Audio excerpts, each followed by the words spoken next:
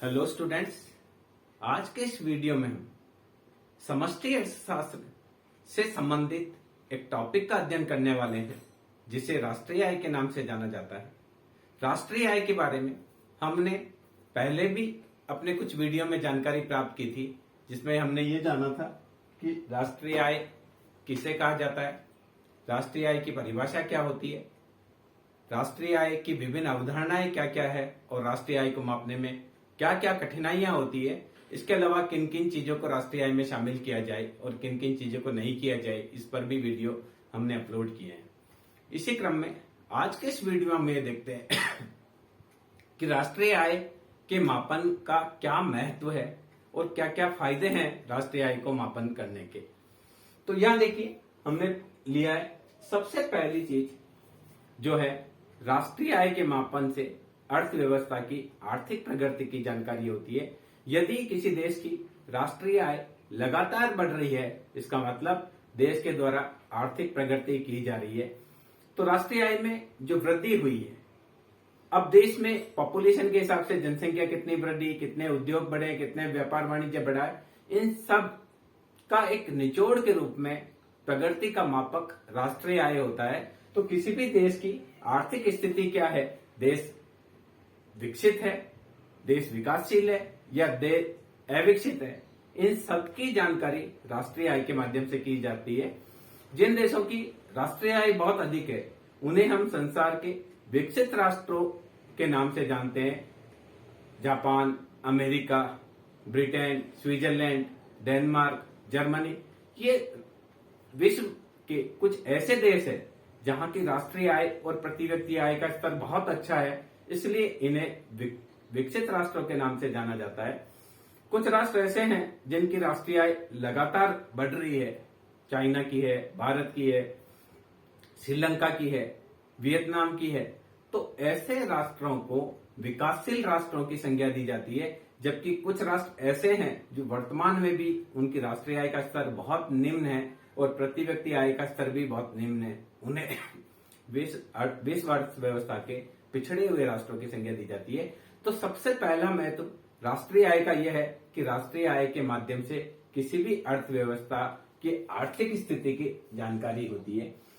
दूसरी चीज, सरकार की जो भी आर्थिक नीतियों का निर्धारण सरकार के द्वारा किया जाता है, उसमें राष्ट्रीय आय बहुत अधिक महत्वपूर्ण भूमिका अदा करती है। सरकार के द्वारा विभिन्न क्षेत्रों में जो बजट का एलोकेशन किया जाता है, आर्थिक नीति का निर्धारण किया जाता है, उसमें राष्ट्रीय आय बहुत बड़ी भूमिका अदा करती है। राष्ट्रीय आय के माध्यम से सरकार को विभिन्न सेक्टरों में होने वाली प्रगति और आवश्यकता का अंदाज होता है। उस हिसाब से सरकार के द्वारा संसाधनों का आवंटन किया जाता है। तो सरकार की जो आर्थिक नीति है उसके निर्माण में राष्ट्रीय आय बड़ी भूमिका अदा करती है। 1990 के आसपास हमारा विदेशी मुद्रा भंडार बिल्कुल नीचे गिर गया था और ऐसी स्थिति हो गई थी कि तत्कालीन समय में जब देश के प्रधानमंत्री चंद्रशेखर थे, उस समय देश का 40 टन सोना हमको बैंक ऑफ इंग्लैंड के पास गिरवी रखना पड़ा था। उस समय हमारा विदेशी मुद्रा भंडार इतना कम हो गया था कि अगले 3 महीनों के लिए आयात का भुगतान करने के लिए भी हमारे पास पैसा नहीं था।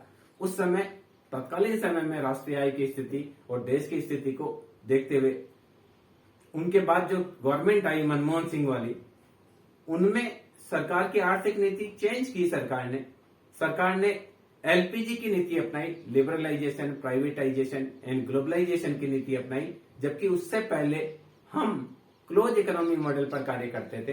तो कहने का तात्पर्य है किसी देश की राष्ट्रीय आय के माध्यम से देश की आर्थिक नीति का भी निर्धारण किया जाता है। हाल ही में सरकार के द्वारा आत्मनिर्भर भारत की बात कल्पना की जा रही है। वो सब देश की राष्ट्रीय आय को 3 ट्रिलियन और 4 ट्रिलियन डॉलर के पास लेकर जाने के हिसाब से सरकार के द्वारा कई प्रकार की ऐसी योजनाएं चलाई जा रही है। तो इस आधार पर ये कह सकते हैं कि देश की जो राष्ट्रीय आय है वो आर्थिक नीति के निर्धारण में भी बहुत अधिक महत्वपूर्ण भूमिका अदा करती है। इसके अलावा देखिए, राष्ट्रीय आय के वितरण में भी राष्ट्रीय आय का आकलन बहुत इंपॉर्टेंट होता है। जब भी कोई उत्पादन गतिविधि होती है तो उसमें उत्पादन के कई साधन काम में लिए जाते हैं। भूमि, पूंजी, श्रम, प्रबंध, साहस, जिन्हें इन 5 साधन मुख्य रूप से हम मानते हैं। तो भूमि को कितना लगान दिया जाना है, पूंजी को किस रेट से ब्याज दिया जाना है, मजदूर की मजदूरी क्या होगी, प्रबंधक का वेतन क्या होगा और साहसी का लाभ का प्रतिशत क्या होगा, इन सभी चीजों का निर्धारण राष्ट्रीय आय के आधार पर किया जाता है। सरकार राष्ट्रीय आय के आंकड़ों को देखकर हर 6 महीने में या त्रिमाही में जो भी बैंक रेट्स है, रेपो रेट है, रिवर्स रेपो रेट है, इन सबको उनकी समीक्षा करती है, मौद्रिक नीति की समीक्षा करती है। तो इन सब में राष्ट्रीय आय बहुत इंपॉर्टेंट होती है। सरकार के द्वारा जो न्यूनतम मजदूरी दर निर्धारित की जाती है, उसमें भी राष्ट्रीय आय के समंक बहुत इंपॉर्टेंट भूमिका अदा करते हैं। तो सरकार के द्वारा विभिन्न क्षेत्रों में जो आर्थिक प्रगति का मूल्यांकन किया जाता है, वह भी राष्ट्रीय आय के समंकों के माध्यम से किया जाता है। तो इस आधार पर हम कह सकते हैं कि राष्ट्रीय आय के वितरण में भी राष्ट्रीय आय बहुत महत्वपूर्ण भूमिका अदा करती है।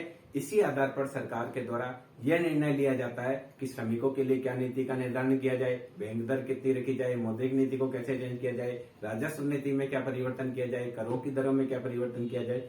तो कहने का तात्पर्य है कि राष्ट्रीय आय के वितरण में भी राष्ट्रीय आय सहयोगी होती है। इसके अलावा हर सरकार का ये होता है कि जितने भी लोग हमारे यहाँ कार्यरत है, उन सबको रोजगार की प्राप्ति हो। तो इस दृष्टि से राष्ट्रीय आय के आधार पर यह निर्णय लिया जाता है कि किन किन क्षेत्रों में कितना रोजगार सृजन किया जाना है, कितना उद्योगों के सेक्टर में रोजगार का सृजन किया जाना है, कितना परिवहन के सेक्टर में रोजगार का सृजन किया जाना है, कितना कृषि के माध्यम से हो पाएगा। ये सारी चीजें राष्ट्रीय आय के माध्यम से निर्धारित की जाती है। जब राष्ट्रीय आय के समंक प्राप्त होते हैं तो उसमें विभिन्न क्षेत्रों की प्रगति का मूल्यांकन किया जाता है और उस आधार पर यह लगाया जाता है आइडिया कि कौन सा क्षेत्र हमारा विकसित हो रहा है, किसके विकास की दर कम है, कौन से क्षेत्र में विकास की दर अधिक है, कौन से क्षेत्र में हम आयात पर अधिक निर्भर है, कौन से क्षेत्र से हम निर्यात अधिक कर रहे हैं। इन सभी के आधार पर सरकार के द्वारा रोजगार नीति का निर्धारण करके ये प्रयास किया जाता है कि देश के युवाओं को अधिक से अधिक रोजगार की प्राप्ति हो। तो इस आधार पर हम ये कह सकते हैं कि रोजगार के निर्धारण में भी राष्ट्रीय आय के समंक महत्वपूर्ण भूमिका अदा करते हैं। इसके अलावा देखिए, एक देश में कई राज्य होते हैं, जैसे भारत है उसमें कई राज्य है, तो उसमें क्षेत्रीय असमानता भी होती है। देश के कुछ राज्य तेजी से विकसित कर रहे हैं। आप बात करेंगे महाराष्ट्र की, कर्नाटक है, तमिलनाडु है, आंध्र प्रदेश है, केरल है, ये राज्य तेजी से विकसित हो रहे हैं। इसी प्रकार से कुछ राष्ट्र ऐसे हैं जो विकास की गति में धीमे हैं। हम बात करें राजस्थान की, बिहार की, मध्य प्रदेश, छत्तीसगढ़, ऐसे कुछ राज्य हैं जिनकी विकास की गति कम है। तो राष्ट्रीय आय के समंकों के आधार पर सरकार का ये प्रयास रहता है कि सभी राज्यों को विकास के लिए समान अवसर की प्राप्ति हो। तो सरकार क्षेत्रीय असमानता को दूर करने के लिए जिन राज्यों में विकास की दर कम होती है वहां पर ज्यादा बजट का आवंटन करती है। वहां उद्योगों, वहां बहुराष्ट्रीय कंपनियों को और देशी कंपनियों को निवेश करने के लिए प्रोत्साहित करने के लिए सरकार के द्वारा नीतियां बनाई जाती है। क्योंकि अगर क्षेत्र विशेष का ही विकास होता है तो आर्थिक असंतुलन उत्पन्न हो जाता है। सपोज कीजिए महाराष्ट्र में बहुत ज्यादा औद्योगिक विकास हुआ तो पूरे भारत से जो पब्लिक है वो धीरे धीरे महाराष्ट्र में जाएगी रोजगार की तलाश में। तो ऐसी स्थिति में वहां पर अर्बनाइजेशन ज्यादा होगा, गंदी बस्तियों का निर्माण होगा। तो इन सभी चीजों से छुटकारा पाने के लिए और संपूर्ण देश का संतुलित आर्थिक विकास करने की दृष्टि से सरकार के द्वारा राष्ट्रीय आय के माध्यम से उन क्षेत्रों का विकास करने के लिए विशेष प्रयास किए जाते हैं जो कि आर्थिक विकास की दृष्टि से थोड़ा निम्न स्तर पर होते हैं। तो इस आधार पर हम कह सकते हैं कि सरकार के द्वारा संतुलित क्षेत्रीय असमानता को दूर करने के लिए भी राष्ट्रीय आय के माध्यम से प्रयास किए जाते हैं। क्योंकि राष्ट्रीय आय के समंकों के माध्यम से ये स्पष्ट रूप से पता चल जाता है कि किन क्षेत्रों में विकास की दर ठीक है, किन क्षेत्रों में और अधिक ध्यान दिए जाने की आवश्यकता है। इसके अलावा अगर हमको विभिन्न देशों की आपस में तुलना करनी है, सामान्य रूप से प्रत्येक देश के द्वारा राष्ट्रीय आय का आकलन 1 वर्ष की अवधि में किया जाता है। तो अगर हमको तुलना करनी है भारतीय अर्थव्यवस्था की पाकिस्तान की अर्थव्यवस्था से, तो हम राष्ट्रीय आय के समंको के आधार पर कर सकते हैं। भारतीय अर्थव्यवस्था की तुलना जापान की अर्थव्यवस्था से करनी हो, ब्रिटेन की अर्थव्यवस्था से करनी हो, अमेरिका की अर्थव्यवस्था से करनी हो, रशिया की अर्थव्यवस्था से करनी हो, चाइना की अर्थव्यवस्था से करनी हो, तो इन सभी का आधार राष्ट्रीय आय होता है।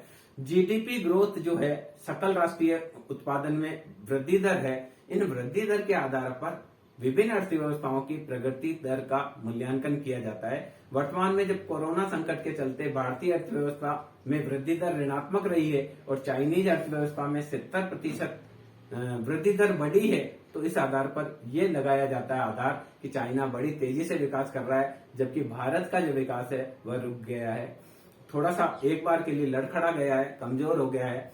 तो ये सभी चीजें विभिन्न देशों के आपस में आर्थिक प्रगति की तुलना करनी हो, विभिन्न देशों की आर्थिक स्थिति की आपस में तुलना करनी हो, इन सभी के लिए राष्ट्रीय आय ही एकमात्र ऐसे समंक है जिसके माध्यम से तुलना की जा सकती है। आज अमेरिका की प्रति व्यक्ति आय और भारत की प्रति व्यक्ति आय के आधार पर हम तुलना करके बता सकते हैं कि एक औसत अमेरिकी का जीवन स्तर, अमेरिका के लोगों का जीवन स्तर भारतीय लोगों के जीवन स्तर से बहुत अधिक उच्च है। जहां भारतीय लोगों को दोपहिया वाहन भी सबको अवेलेबल नहीं है, वहां अमेरिका की जो प्रति व्यक्ति आय है उस आधार पर हर व्यक्ति के पास कार है, और कई परिवार तो ऐसे हैं जिनके पास 2 से 3 तक कार है। तो कहने का तात्पर्य, दो देशों की आर्थिक प्रगति की तुलना करनी हो या दो देशों की आपस में तुलना करनी हो, उसमें भी राष्ट्रीय आय के समंक बहुत महत्वपूर्ण भूमिका अदा करते हैं।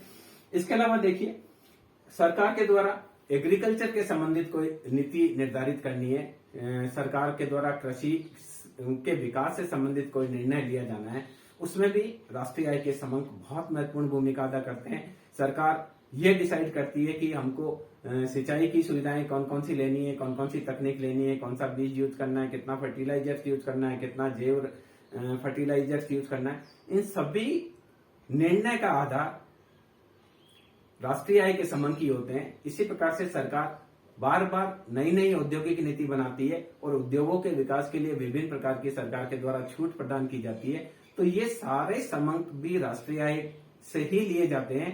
राष्ट्रीय आय में प्रतिवर्ष हर क्षेत्र में कितना उत्पादन हुआ, कितना मूल्य का सृजन हुआ, कितना मूल्य बढ़ा हुआ, ये सारे समंक कलेक्ट किए जाते हैं। इस आधार पर सरकार के द्वारा डिसाइड किया जाता है। तो जितनी भी औद्योगिक नीति है, इनका बेस भी राष्ट्रीय आय ही होता है। इसके अलावा सरकार के द्वारा जो विदेशी व्यापार किया जाता है, उसका भी निर्णय राष्ट्रीय आय के आधार पर किया जाता है। सरकार को लगता है कि लगातार किसी देश के साथ हमारा विदेश व्यापार लगातार बिछड़ रहा है, तो सरकार ये प्रयास करती है कि इस देश से जो हम चीज आयात कर रहे हैं, उन वस्तुओं का कैसे देश में ही उत्पादन हो, ताकि हमारी आयात पर निर्भरता बहुत कम हो। एग्जाम्पल के लिए, हमारी पेट्रोलियम पदार्थ पर बहुत ज्यादा निर्भरता है और हमारा आयात का बिल में सबसे बड़ा भाग पेट्रोलियम पदार्थ का होता है। तो वर्तमान में सरकार के द्वारा देश में अधिक से अधिक इलेक्ट्रिक व्हीकल चले, इस हेतु प्रयास किए जा रहे हैं।